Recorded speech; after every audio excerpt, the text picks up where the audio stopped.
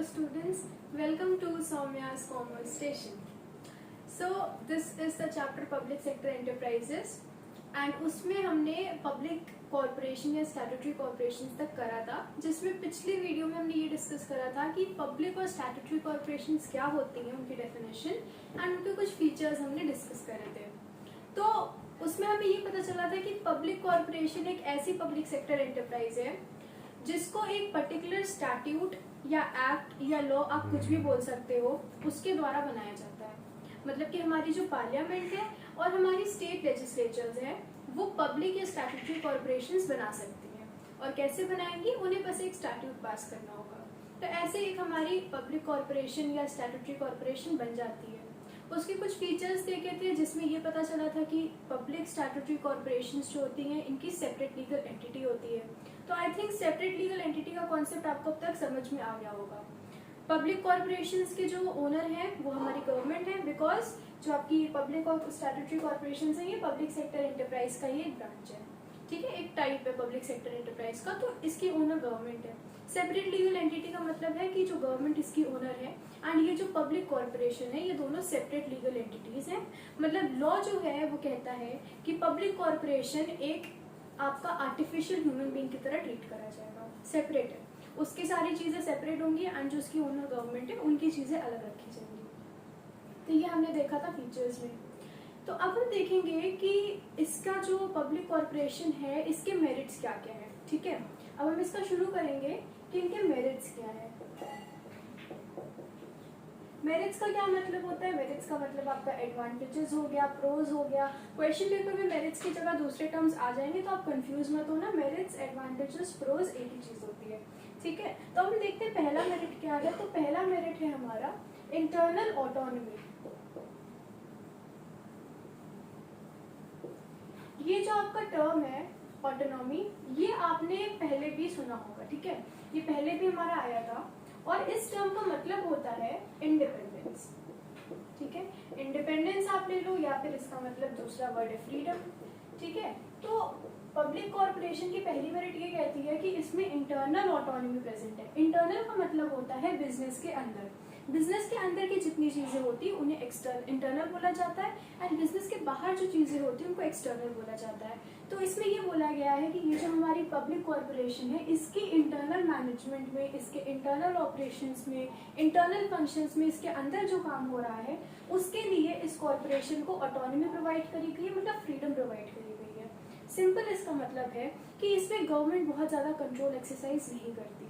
इसके जो internal day to day काम है एक पब्लिक कॉरपोरेशन का, उसमें गवर्नमेंट बहुत ज्यादा इंटरफेयर नहीं करती है। क्योंकि हमने भी पहले जब देखा था उसमें ये पता चला था कि जो आपकी गवर्नमेंट है जब वो इंटरफेयर करने लगती है तो उसमें ना वो एक डीमेरिट बन जाता है, एक डिसएडवांटेज बन जाता है। क्योंकि गवर्नमेंट के इंटरफेरेंस से डिसीजंस लेने में डिले हो जाता है, ऑपरेशंस एकदम स्मूथली नहीं हो पाते हैं, जो कि बिजनेस के लिए बहुत इंपॉर्टेंट है।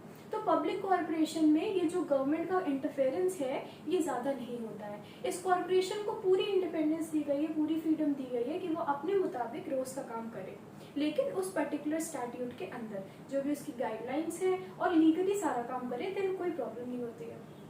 तो पब्लिक कॉरपोरेशन का फर्स्ट मेरिट इंटरनल ऑटोनॉमी है। क्या आपके उसमें दिया गया बुक में? यही है कि good deal of autonomy provided day to day operations में। पॉलिटिकल इंटरफेरेंस मिनिस्टर्स ज्यादा नहीं करते हैं इसमें। ठीक है, तो ये आपका गवर्नमेंट ऑर्गेनाइजेशन है और इसकी पहली मेरिट आपकी इंटरनल ऑटोनॉमी है। तो ये आपको इंटरनल एंड ऑटोनॉमी का मतलब समझ आ गया होगा। अब हम देखते हैं सेकेंड मेरिट क्या है। सेकेंड मेरिट कहती है क्विक डिसीजंस। ठीक है, क्या कहती है? Quick decisions. अब देखिए ये आपका ऊपर वाले पॉइंट से रिलेटेड है। जब फ्रीडम रहेगी, गवर्नमेंट की इंटरफेरेंस ज्यादा नहीं रहेगी तो डिसीजंस जल्दी ले सकेगी कॉर्पोरेशन। यहाँ पे ये जो मेरिट्स बताए जा रहे हैं ये डिपार्टमेंटल अंडरटेकिंग, जो हमने इसके पिछला टॉपिक पढ़ा था उसको कंपेयर करते हुए बताए जा रहे हैं। इस बुक में जितने भी मेरिट्स डीमेरिट्स हैं, तो मेरिट्स जो आपको बताए जा रहे हैं वो पिछले टॉपिक से कंपेयर करके बताए जा रहे हैं एंड डीमेरिट्स जो बताए जा रहे हैं वो आगे के टॉपिक से कंपेयर करके बताए जा रहे हैं। ठीक है, तो इसमें ये जो क्विक डिसीजंस का दिया गया है तो इन कंपैरिजन टू जो हमारी पिछली पढ़ी थी हमने डिपार्टमेंटल अंडरटेकिंग, उसके कंपैरिजन में बता रहे हैं। क्योंकि आप ऐसा समझ सकते हो, आप बोलोगे क्विक डिसीजंस में क्यों है, इससे ज़्यादा आपको फ्रीडम तो एक प्राइवेट कंपनी को दी जाती है, तो उसके बारे में क्यों नहीं बात हो रही है, इसमें क्यों क्विक डिसीजन है। तो आप बस ये समझ लो कि पिछली एक जो आपका टॉपिक है उसके कंपैरिजन में ये मेरिट्स हैं। And merits and demerits present हो भी सकते हैं, नहीं भी प्रेजेंट हो सकते हैं, हर पॉसिबिलिटी होती है। क्योंकि बिजनेस हमारा एक डायनेमिक चीज़ है, ठीक है, उसमें human beings are practising business, human beings कर रहे हैं, एंड ह्यूमन बींग्स जो है वो डायनेमिक है। कब क्या करें, किस चीज़ की चीज़ें हो सकती हैं वो हम प्रेडिक्ट नहीं कर सकते, ह्यूमन नेचर अनप्रेडिक्टेबल होता है। तो बस यही बात है कि ये मेरिट है क्विक डिसीजंस वाला। तो इसमें ये बोला कि गवर्नमेंट की इंटरफेरेंस कम रहती है, तो क्या होता है, डिसीजंस आसानी से ले सकते हैं। और आपने इसमें दिया गया है कि it can take prompt decisions and easily adjust to change in the technology, ठीक है, टेक्नोलॉजी में बहुत जल्दी एडजस्ट कर लेती है, क्योंकि डिसीजन ही जल्दी ले लेते हैं। जैसे ही डिसीजन जल्दी ले लेंगे तो अगर इनको कोई चेंजेस लाने होंगे अपने बिजनेस में तो आसानी से ला सकते हैं, ठीक है। देन इसमें दिया गया है कि आपने रेड टेपिज्म में आपने वर्ड ये सुना था, ठीक है, पिछले आपका जॉइंट स्टॉक कंपनी में बताया गया था रेड टेपिज्म। तो रेड टेपिज्म में हिंदी में लाल फीता शाही होता है, रेड टेपिज्म, ये आपने वर्ड सुना होगा अगर पिछली वीडियोस आपने देखी होगी। तो रेड टेपिज्म में बताया गया, तो रेड टेपिज्म में यही है, गवर्नमेंट की इंटरफेरेंस बहुत होती रहती है, ठीक है, गवर्नमेंट की इंटरफेरेंस ही की एक चीज़ होती है बिजनेस में, जिसको एक टर्म दिया गया रेड टेपिज्म में। तो ये जो है रिड्यूस हो जाता है पब्लिक कॉर्पोरेशन में, क्योंकि रेड टेपिज्म से क्या होता है ना, डिसीजन जल्दी नहीं ले सकते हैं, कई सारे स्टेप्स फॉलो करे जाएंगे, कई सारे पेपर वर्क करा जाएगा, ठीक है, कई अथॉरिटीज से डिस्कशन करी जाएगी, तब एक डिसीजन लिया जाएगा। तो इसको रेड टेपिज्म कहते हैं। बट रेड टेपिज्म इसमें प्रिवेल नहीं करती है, बिकॉज इसमें ऑटोनॉमी दी गई है इसको, एंड ये अपने डिसीजन आसानी से ले सकती है, क्योंकि इसको internal autonomy, internal freedom provide करी गई है, ठीक है। तो ये आपका सेकंड मेरिट था क्विक डिसीजंस का। अब हम थर्ड देखते हैं।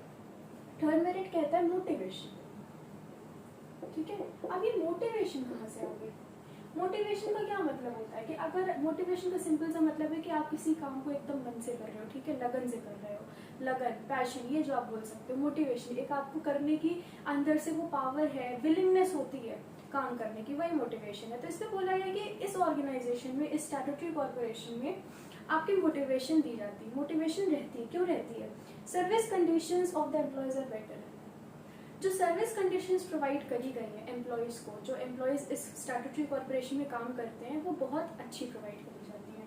अब बेटर का टर्म जो इसमें यूज़ हुआ है ना, बेटर टर्म, वो जनरली किसको लेकर यूज़ हुआ है? डिपार्टमेंटल अंडरटेकिंग को। डिपार्टमेंटल अंडरटेकिंग में गवर्नमेंट सर्वेंट्स होते हैं, जनरली उसमें देखा जाता है कि उतनी सर्विस फैसिलिटीज़ अच्छी नहीं होती हैं। लेकिन आपको जो कॉर्पोरेशन, आपका स्टैट्यूटरी कॉर्पोरेशन है, इसमें उन्होंने अच्छी कंडीशंस प्रोवाइड करी है। सर्विस कंडीशंस क्या होती हैं? जिस भी माहौल में आप काम कर रहे हो, ठीक है, ऑफिस में आप अगर काम कर रहे हो तो वहाँ पे आपकी कंडीशन कैसी है, आपका एनवायरनमेंट कैसा है, किस तरह से आपको ट्रीट करा जा रहा है, ये सर्विस कंडीशंस है। तो सर्विस कंडीशंस एम्प्लॉयज़ को जो दी जाती है कॉर्पोरेशन में, वो बेटर होती है। और जब सर्विस कंडीशंस बेटर है तो एम्प्लॉयज़ का भी मन करता है कि वो अच्छे से काम करें उस ऑर्गेनाइजेशन में। तो सर्विस कंडीशंस बेटर होने की वजह से मोटिवेशन रहती है एम्प्लॉयज़ के अंदर कि वो कॉर्पोरेशन पे अच्छे से काम करें, ठीक है। अगर आप खुद अपना केस लेकर देखो, आपको कोई ऐसी जगह काम करने को बोला जाए जहाँ आपको ढंग से ट्रीट नहीं करा जाए, जहाँ आपको अच्छी फैसिलिटीज़ प्रोवाइड करी जाए, ठीक है, तो आपका मन करेगा उसके लिए काम करने का, नहीं होगा। तो बस ये चीज़ इसमें देखी जाती है कॉर्पोरेशन में। अब हमारा आता है पार्लियामेंट्री कंट्रोल। पार्लियामेंट्री कंट्रोल जो होता है आपका, इसका मतलब यही है कि जो हमारी पार्लियामेंट है हमारी कंट्री में, सेंट्रल जो है आपकी पार्लियामेंट, ये कंट्रोल एक्सरसाइज करती है और पब्लिक और स्टैट्यूटरी कॉर्पोरेशन। देखो, अगर ये कॉर्पोरेशन जो है, हम शुरू में आते हैं, अगर ये कॉर्पोरेशन सेंट्रल गवर्नमेंट ने बनाई है तो पार्लियामेंट एक्ट पास करता है। अगर ये कॉर्पोरेशन स्टेट ने बनाई है तो स्टेट लेजिस्लेचर एक्ट पास करेगा। लेकिन पार्लियामेंट्री कंट्रोल, सेंट्रल कंट्रोल सब पे रहेगा। क्यों? बिकॉज जितनी ऑर्गेनाइजेशन, जितनी स्टैट्यूटरी कॉर्पोरेशन है, इसकी ओनर कौन है? गवर्नमेंट है। एंड गवर्नमेंट जो है उसको कहाँ से रिप्रेजेंट हो रही है, कहाँ से मिल रही है? जो पार्लियामेंट है। पार्लियामेंट में सारे रिप्रेजेंटेटिव्स होते हैं हमारे, ठीक है। तो पार्लियामेंट कंट्रोल एक्सरसाइज करती है स्टैट्यूटरी कॉर्पोरेशन में। देखो, एकदम फ्रीडम दिल को नहीं दे सकते ना। अगर आप किसी को फुल फ्रीडम दे दोगे बिना कंट्रोल के, तो वो मिसयूज करने लगेंगे अपनी पावर्स को, ठीक है। तो इसीलिए पार्लियामेंट्री कंट्रोल नेसेसरी होता है।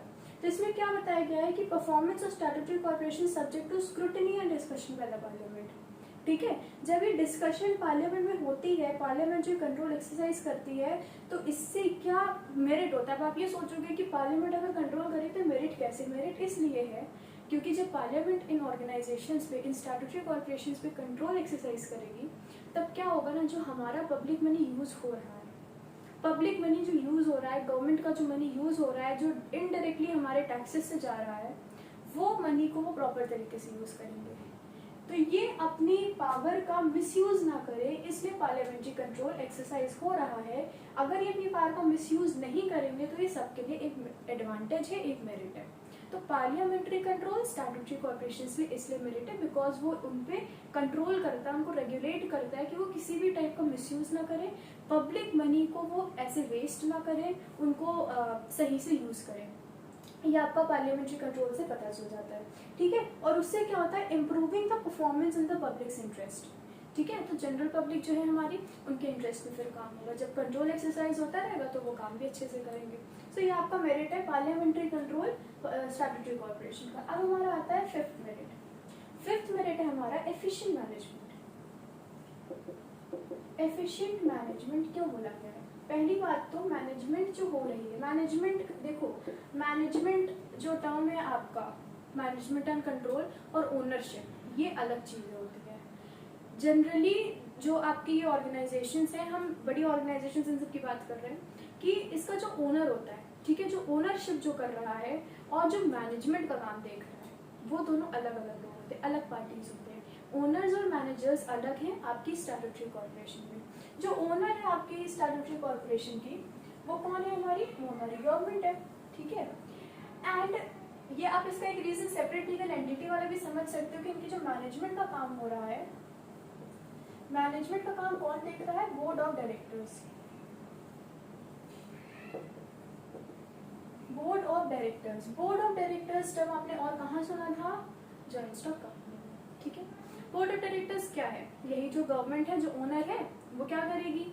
वो लोगों को नॉमिनेट करेगी, इलेक्ट करेगी, ठीक है, कि भाई आप लोग आओ और आप हमारे डायरेक्टर बन जाओगे। और कई सारे डायरेक्टर्स मिलके 6-7 या जितने भी उनमें मतलब मेंशन करा जाएगा कितने डायरेक्टर्स होने चाहिए, उतने डायरेक्टर्स को लेकर वो एक बोर्ड कॉन्स्टिट्यूट करेंगे, which should be called the board of directors, and that board of directors will be responsible for managing that enterprise और दैट ऑर्गेनाइजेशन। सो सिमिलरली आपका ये पब्लिक कॉर्पोरेशन में भी होता है कि जो बोर्ड ऑफ डायरेक्टर्स होती है वो मैनेजमेंट का काम देखती है। तो हमने मैनेजमेंट तो चलो समझ लिया मैनेजमेंट क्या है। अब यह बोला जा रहा है कि ये एफिशिएंट मैनेजमेंट होती है। एफिशिएंट मैनेजमेंट क्यों होती है? देखो देखते क्या होता है। डायरेक्टर्स और टॉप एग्जीक्यूटिव्स जो होते हैं ना, they are drawn from different occupations. अलग अलग ऑक्यूपेशन से होते हैं, दे आर प्रोफेशनल्स। वो जिस भी ऑक्यूपेशन से लाते हैं ना, वो प्रोफेशनल होते हैं उस पर्टिकुलर अपने ऑक्यूपेशन में, ठीक है। अब जैसे कि अगर आप देखो मैनेजमेंट का काम किसी एक MBA ग्रेजुएट को करने को बोला जाए, ठीक है, तो ये आपको पता है कि एक MBA ग्रेजुएट जो है बहुत अच्छे से वो काम देख सकेगा, बिकॉज उसको नॉलेज है उस पर्टिकुलर फील्ड में। तो आपका यही होता है कि जिस भी टाइप की वो पब्लिक कॉर्पोरेशन है, तो वो क्या करेगी, अपने मैनेजर्स को उन्हीं फील्ड्स में से लाएगी, उस फील्ड में जो प्रोफेशनल लोग हैं उनको लाकर जो है अपने डायरेक्टर्स बनाएगी, ठीक है। जब डायरेक्टर्स वो बनेंगे, वो प्रोफेशनल लोग बनेंगे, देन वो मैनेजमेंट का काम अच्छे से करेंगे, एंड इससे क्या होगा, पब्लिक कॉर्पोरेशन की मैनेजमेंट एफिशिएंटली हो जाएगी, ठीक है। तो इसमें क्या दिया गया है कि professionals and experts can be appointed for the important positions in the corporation. जब इम्पोर्टेंट पोजीशंस के हेड ऐसे प्रोफेशनल लोग होंगे, देन वो क्या करेंगे, वो अच्छे से उस ऑर्गेनाइजेशन को चलाएंगे, उस स्टैट्यूटरी कॉर्पोरेशन को चलाएंगे, एंड मैनेजमेंट उसकी एफिशिएंटली हो जाएगी, ठीक है। फिर इसमें ये है कि ये जो कॉर्पोरेशन है आपकी ना, ये it can borrow money from the public and this finance expansion programmes without undue delay, ठीक है। देखो जब मैनेजमेंट अच्छे से होगी ना, तो इनिशिएटिव लेंगे लोग, ठीक है। जब मैनेजमेंट को भी फ्रीडम दी जाएगी, अब देखो मैनेजमेंट का काम जो है वो आपका इंटरनल काम है बिजनेस का, ठीक है। आप पॉइंट्स को रिलेट करो, मैनेजमेंट का काम इंटरनल काम है आपकी कॉर्पोरेशन का। बताया गया कि इंटरनल कामों में फ्रीडम, ऑटोनॉमी प्रोवाइड करी गई है। तो जब इंटरनल कामों में फ्रीडम प्रोवाइड करी गई है, तो मैनेजमेंट में भी फ्रीडम मिल गई। जब मैनेजमेंट प्रोफेशनल लोग कर रहे हैं, बिकॉज अब statutory corporation is in a position to appoint professionals for its management work, then वो इस ऑटोनॉमी का यूज करेंगे एंड फिर वो अपने प्रोग्राम्स को अच्छे से करेंगे, जिसमें वो बाहर लोगों से बोरो भी कर सकते हैं, ठीक है। डिपार्टमेंटल में एक बार आप जरा पीछे जाओ तो उसमें ये पता चलेगा, डिपार्टमेंटल में क्या था ना, वो पब्लिक ऐसे ही वो बोरो नहीं कर सकती। डिपार्टमेंटल अंडरटेकिंग बोरो नहीं कर सकती है लोन्स, ठीक है, बैंक से या और किसी इंस्टीट्यूशन से। उसको गवर्नमेंट को ही डायरेक्टली बोलना पड़ेगा अगर उनको फंड्स की जरूरत है। लेकिन ये जो चीज़ है ये आपको पब्लिक कॉर्पोरेशन में दी गई है। आपका जो पॉइंट था फाइनेंशियल ऑटोनॉमी का, फीचर्स में आपका ये पॉइंट था फाइनेंशियल ऑटोनॉमी का, उसमें ये बताया गया है कि a public corporation is allowed to borrow funds borrow करने का अलाउ करा गया है। तो अब ये मैनेजमेंट क्या करेगी ना, ये वो फंड्स आसानी से बोरो कर लेगी बिकॉज उसको ये ऑटोनॉमी दी गई, फाइनेंशियल ऑटोनॉमी दी गई है। तो ये पॉइंट्स आप लिंक करके देखो तो आपको समझ में आएगा। एफिशिएंट मैनेजमेंट का एक रीजन ये इंटरनल ऑटोनॉमी भी है। एफिशिएंट मैनेजमेंट का रीजन मोटिवेशन भी हो सकता है बिकॉज इन मैनेजर्स को सर्विस कंडीशंस अच्छी प्रोवाइड करी गई है। तो जब आप ये पॉइंट्स को रिलेट करोगे ना तो आप ये भूलोगे नहीं। कॉमर्स रटने की चीज़ नहीं है, ठीक है, रटने की चीज़ नहीं है। आप एक पॉइंट समझ लो ना फिर आपको सारे याद आ जाएंगे। इंटरनल ऑटोनॉमी से याद आया एफिशिएंट मैनेजमेंट। एफिशिएंट मैनेजमेंट क्या है, क्विक डिसीजंस ले सकेगी, क्विक डिसीजंस लेने की वजह से फिर सर्विस कंडीशंस एंड मोटिवेशन। तो ये आपका ना पूरा चलता रहेगा, बस आपको थोड़ा सा समझना है, थोड़ी सी अंडरस्टैंडिंग करके एंड देन आप पॉइंट्स आसानी से याद कर सकोगे, ठीक है। तो ये आपका एफिशिएंट मैनेजमेंट हो गया। अब हमारा आता है 6th point which is economies of scale. Economies of scale क्या है? इकोनॉमीज ऑफ स्केल क्या है? देखो पहले बुक का रीड करते फिर समझाने वाला। Statutory corporation is generally large in size and it enjoys the monopolistic power. Monopolistic power क्या होती है? Monopolistic power यही है, एक का कंट्रोल होना, ठीक है, या बहुत ज्यादा कंट्रोल होना। जैसे कि आपकी स्टैट्यूटरी कॉर्पोरेशन है तो उसको मोनोपोलिस्टिक पावर्स दी गई है, ठीक है। जैसे मान लो आप देखो, आप अपने लोकेलिटी में आपकी शॉप्स होगी, ठीक है, तो ऐसा तो नहीं कि वो शॉप मोनोपोली बन गई है किसी एक काम को लेकर, किसी एक काम के लिए वो शॉप मोनोपोली बना दी गई है, ऐसा तो नहीं होगा। मान लीजिए अगर आपको टूथपेस्ट खरीदना है तो ऐसा तो नहीं कि वही एक शॉप है और उसी से टूथपेस्ट लिया जाएगा बिकॉज उसकी मोनोपोली बन चुकी है, उसके पास पावर है केवल टूथपेस्ट सेल करने की। बहुत सी शॉप्स आपकी लोकेलिटी में होंगी, ठीक है। तो मोनोपोली का मतलब है किसी एक के पास सारी पावर होना, मैक्सिमम पावर होना, सारी ही मैक्सिमम पावर होना। जैसे कि अगर आप अपना बड़े टर्म में देखो तो जनरली आप क्या करोगे, मान लीजिए टूथपेस्ट ब्रांड देखते हैं, अब हम बड़े लेवल की बात कर रहे हैं, तो ये आपको पता है कोलगेट टूथपेस्ट जो है स्पेसिफिकली, आप कोई और भी ले सकते हो, उनकी जनरली मोनोपोली बनी हुई है, लोग वही यूज करते हैं, ठीक है। एंड अगर किसी के दिमाग में टूथपेस्ट आता है सबसे पहले वो कंपनी आ रही है, तो वो जो भी कंपनी आ रही है, यहाँ पर्टिकुलर कंपनी की बात नहीं हो रही है, तो इसका मतलब है कि उस कंपनी की मोनोपोली बन चुकी है, ठीक है। टाटा मोटर्स, ठीक है, तो टाटा मोटर्स अपने दिमाग में अगर हम उस चीज को देख रहे हैं उस पर्टिकुलर प्रोडक्ट को, तो हमारे दिमाग में आ रहा है कि हाँ टाटा कंपनी का लेना है, इस तरह से। तो ये आपको मोनोपोली होता है, मोनोपोली बन जाती है अपने आप, ये चीजें अपने अच्छे काम से ही बनती है, अगर उनका प्रोडक्ट्स अच्छे तो मोनोपोली बन जाते हैं। तो ये तो हमारा प्रोडक्शन वाला काम था, ये अलग चीज है। हम अभी किस पे, पब्लिक कॉर्पोरेशन में।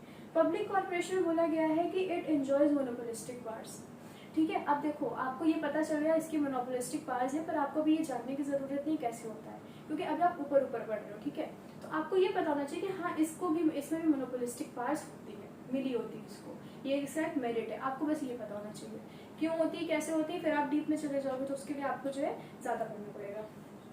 It can easily avail of the economies of large scale operations, changes in government do not affect its stability, can take long term policy decisions.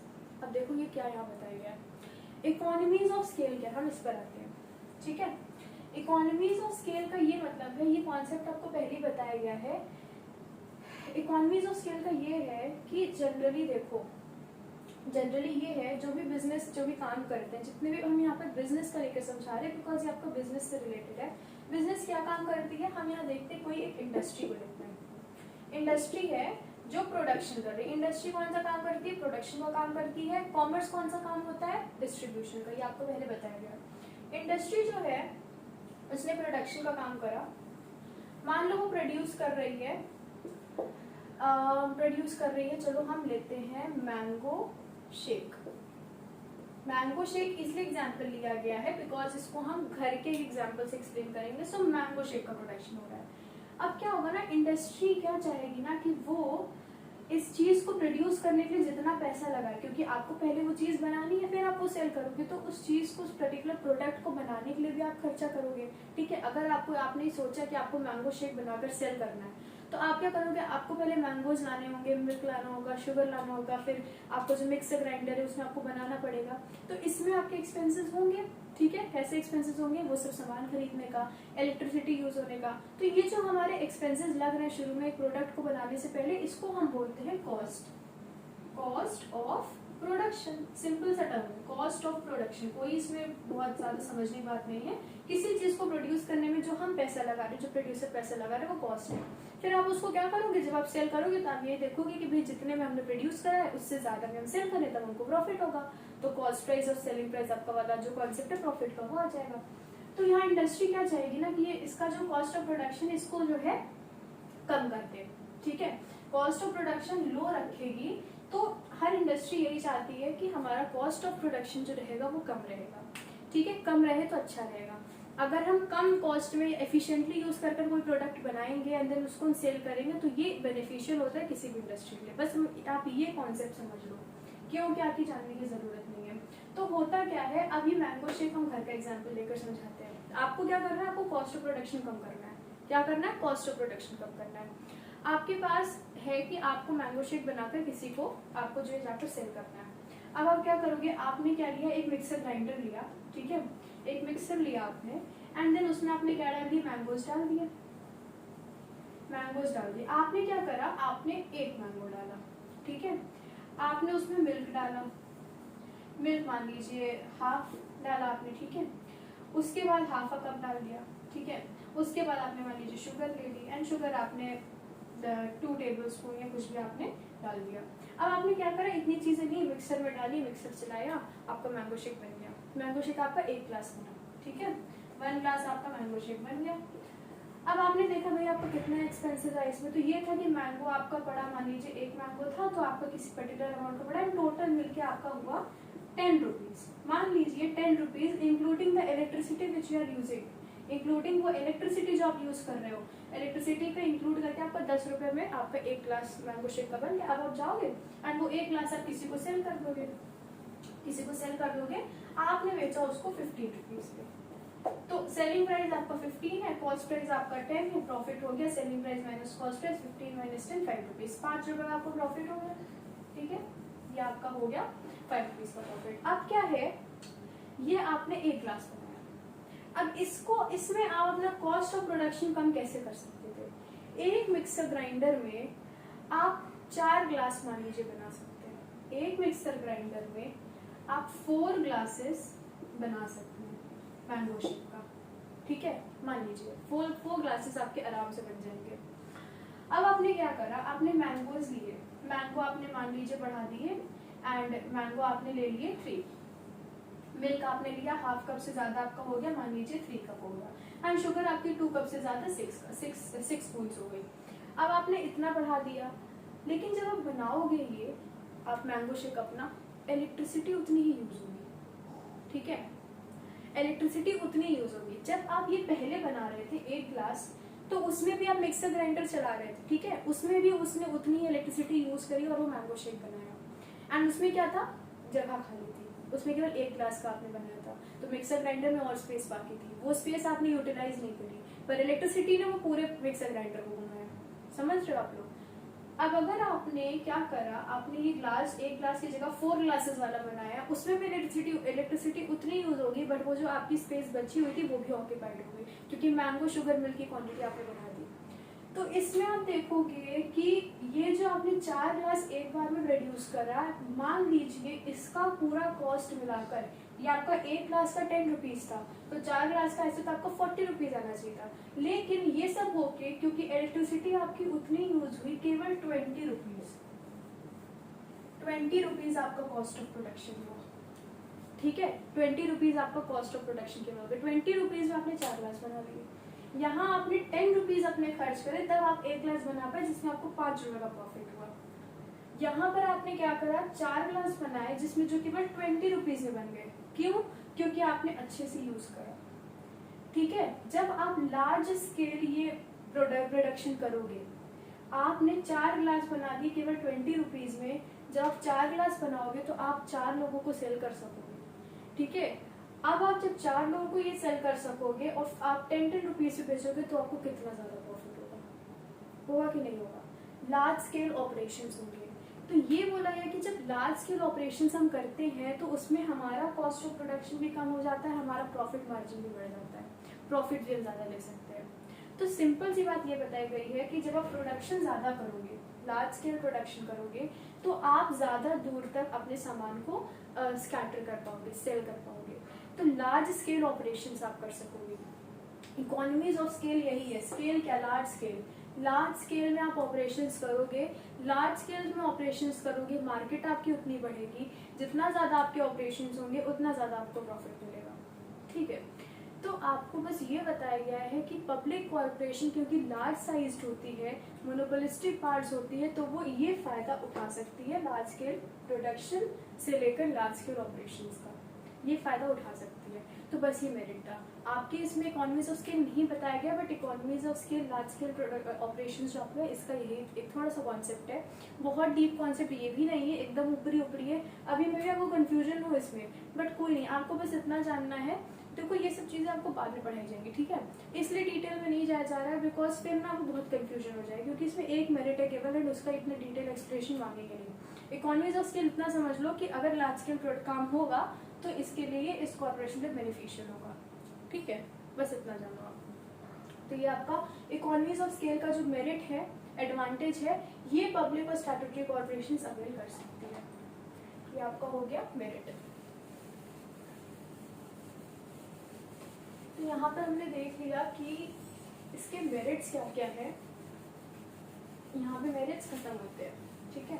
अब हम देखते हैं कि ये जो आपकी पब्लिक कॉर्पोरेशन है इसके डीमेरिट्स क्या है। देखो जिसमें मेरिट्स है उसमें डीमेरिट्स भी होंगे, होंगे कि नहीं होंगे। जिसमें आपके मेरिट्स होते हैं उसमें डीमेरिट्स भी होंगे। तो हम डीमेरिट्स को भी थोड़ा सा देख लेते हैं। डीमेरिट्स इसमें क्या दिए गए हैं। अब डीमेरिट्स के लिए भी क्या क्या टर्म्स आपके आ सकते हैं क्वेश्चन में। डीमेरिट्स आ गया, डिसएडवांटेज आ गया, कॉन्स आ गया, ठीक है। CONS cons, pros and cons आपने सुना होगा। सो ये डीमेरिट्स है। एंड एक और टर्म क्या आता है, लिमिटेशंस। लिमिटेशंस, ये सारे टर्म्स का सेम मीनिंग होता है। किसी भी फॉर्म में क्वेश्चन आ जाए आपको कंफ्यूज नहीं होना है, ठीक है। लिमिटेशंस क्या है, स्टैट्यूटरी कॉर्पोरेशन के जो लिमिटेशंस है पहला सुना होगा। अब ये पहला आप रिलेट करना पहले मेरिट से। इसमें दिया गया है थ्योरेटिकल ऑटोनॉमी। थ्योरेटिकल ऑटोनॉमी, ठीक है, थ्योरेटिकल ऑटोनॉमी बोली गई है। अब ये क्या है, पहला पॉइंट मेरिट में क्या आता है, इंटरनल ऑटोनॉमी। यहाँ पे थ्योरेटिकल ऑटोनॉमी दिया गया है। ऑटोनॉमी का मतलब तो पता है सबको, इंडिपेंडेंस, फ्रीडम, ठीक है, ये तो आपको क्लियर हो चुका है। थ्योरेटिकल का क्या मतलब होता है। थ्योरेटिकल मतलब थ्योरी से रिलेटेड। थ्योरी मतलब जो आप कुछ रीड कर रहे हो, कुछ लिखा हुआ है या कुछ आप सुन रहे हो, थ्योरी, ठीक है। प्रैक्टिकली ना करना उसको थ्योरी बोलते हैं, मतलब पेपर पे लिखा हुआ। तो इस मेरिट डीमेरिट में ये बताया गया है कि autonomy of a statutory corporation exist only on paper. केवल थ्योरी में, केवल पेपर पे दिखाने के लिए बोला गया है, केवल दिखाने के लिए बोला गया है, लिखा हुआ है केवल ऑन पेपर दैट आपकी पब्लिक या statutory corporation possesses internal autonomy. ये जो इंटरनल ऑटोनॉमी का मेरिट बताया गया है ये बोला गया कि केवल पेपर पर है, ये प्रैक्टिकल फॉलो नहीं होता है। बिजनेस के लिए बोला है कि हाँ कॉर्पोरेशन जो आपकी है उसमें इंटरनल ऑटोनॉमी प्रोवाइड करी गई है, वो होती है, वो एक्सरसाइज करते हैं। बट प्रैक्टिकली जब आप एक कॉर्पोरेशन में काम करोगे तो वहाँ पता चलेगा कि यहाँ पे ऑटोनॉमी नहीं मिलती है, ये केवल पेपर वर्क है। ऑटोनॉमी नहीं मिलने का मतलब इनको फ्रीडम नहीं है एंड गवर्नमेंट की कंटिन्यूअस इंटरफेरेंस होती रहती है। So this is a demerit. अब ये टॉपिक पर एक और चीज आपका आता है कि they may be present, they may not be present. जरूरी नहीं है कि हर पब्लिक कॉर्पोरेशन में ऑटोनॉमी थ्योरेटिकल हो, कई जगह में भी प्रैक्टिकली वो फॉलो भी करते हो, प्रैक्टिकली उनको इंडिपेंडेंस दी गई हो, बट कई जगह ऐसे भी होता है कि ये डीमेरिट प्रेजेंट हो सकता है। मे बी गवर्नमेंट जो अवॉइड ना करे उन रूल्स को, वो तो एक दे दिया गया थ्योरी पे कि आपको फ्रीडम देनी है, बट गवर्नमेंट मान लीजिए फिर से इंटरफेयर कर लेंगे, ठीक है, और वही गवर्नमेंट से रिलेटेड रेड टेबल्स में बाकी चीजें आ रही हैं। तो थ्योरेटिकल ऑटोनॉमी केवल होती है आपका डीमेरिट है। पेपर पे केवल बताया गया है कि इनको इंडिपेंडेंस प्रोवाइड है, बट प्रैक्टिकली फॉलो नहीं किया जाता है। प्रैक्टिकली क्या होता है ना कि एक्चुअल प्रैक्टिस में मिनिस्टर्स एंड पॉलिटिशियंस इंटरफेयर करते रहते हैं मैनेजमेंट में। जो मैनेजमेंट का काम है, मैनेजमेंट का काम डिसीजन मेकिंग का है, उसमें वो इंटरफेयर करते रहते हैं, ठीक है, इंटरफेयर करते रहेंगे। Projects have to be approved by ministry. Red tapers में ब्यूरोक्रेटिक, ये सारी चीजें रेड टेपर्स में ब्यूरोक्रेटिक प्रोसीजर्स, ये सब आपका वही है कि करप्शन हो गया, एक्सेसिव कंट्रोल करना, इंटरफेयर करना, डिसीजंस ना पास होने देना, ये सारी चीजें होती हैं जब गवर्नमेंट बहुत इंटरफेयर करती है। एंड गवर्नमेंट का इंटरफेरेंस बना रहता है पब्लिक कॉर्पोरेशंस में, उसको जो भी फ्रीडम प्रोवाइड करी गई वो केवल पेपर पर प्रोवाइड करी गई है, प्रैक्टिकली ऐसा नहीं फॉलो करते हैं। तो आपका पहला डिसएडवांटेज हुआ, ठीक है। अब डिसएडवांटेज क्यों है ये पूछने की तो जरूरत है नहीं, क्योंकि इन सबसे बिजनेस का लॉस होता है, ठीक है। बिजनेस एक ऐसी ऑर्गेनाइजेशन है, आपका ऐसा इंस्टीट्यूशन है जिसमें आपको डिसीजंस जल्दी लेने हैं। अगर आपको फ्रीडम नहीं काम करने की तो बिजनेस आप नहीं चला पाओगे, ठीक है। धीरे धीरे आपको समझ में आएगा। अब हम सेकंड डीमेरिट देखते हैं। सेकंड डीमेरिट है नॉमिनेटेड बोर्ड। नॉमिनेटेड बोर्ड क्या है? नॉमिनेटेड बोर्ड में दिया गया है डायरेक्टर्स जो होते हैं they are appointed by government, civil servants को ही अपॉइंट करा जाता है जनरली, जिनको मैनेजमेंट में बहुत ज्यादा एक्सपीरियंस नहीं होता है, जिसकी वजह से एफिशिएंसी कम हो जाती है। अब ये क्यों बोला गया है? देखो बोर्ड की, यहाँ कौन से बोर्ड की बात हो रही है? यहाँ बोर्ड की बात हो रही है बोर्ड ऑफ डायरेक्टर्स की।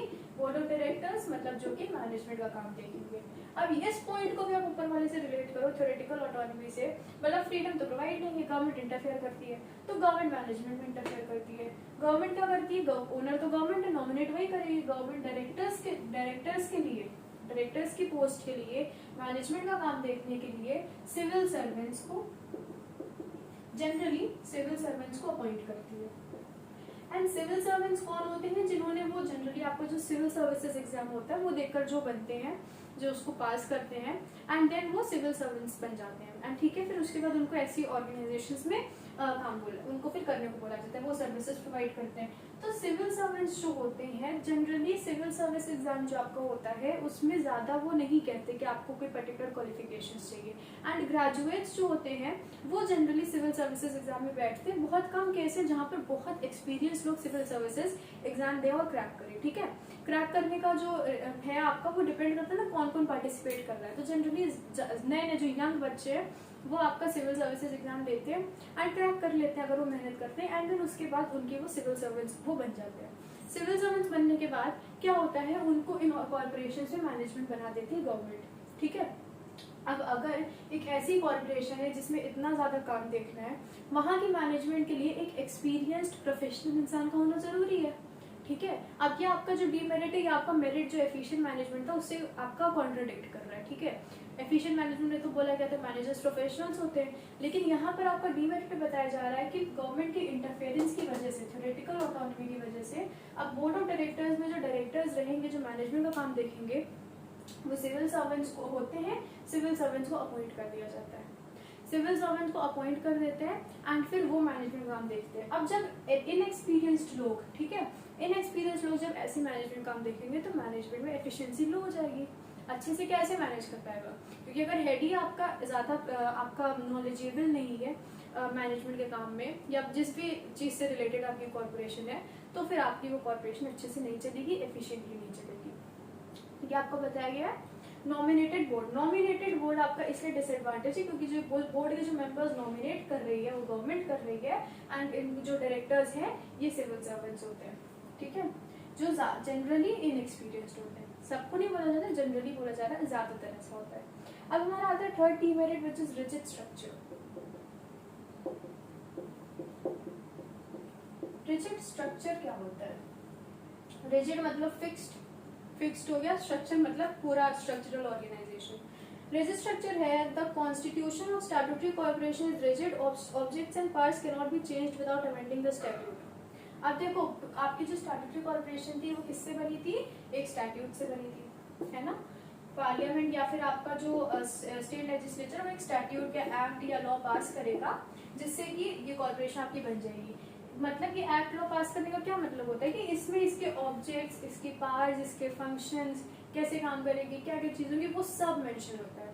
अब जब ये लॉ में बंद कर बनती है कॉर्पोरेशन और वो चाहती है कि वो अपने ऑब्जेक्टिव्स में या अपनी पावर्स में कुछ चेंजेस करे तो वो नहीं कर पाती है, बिकॉज फिर उनको क्या करना होगा ना, फिर उस कॉर्पोरेशन को अपने स्टैट्यूट को अमेंड करना होगा। अमेंड करने का क्या मतलब होता है?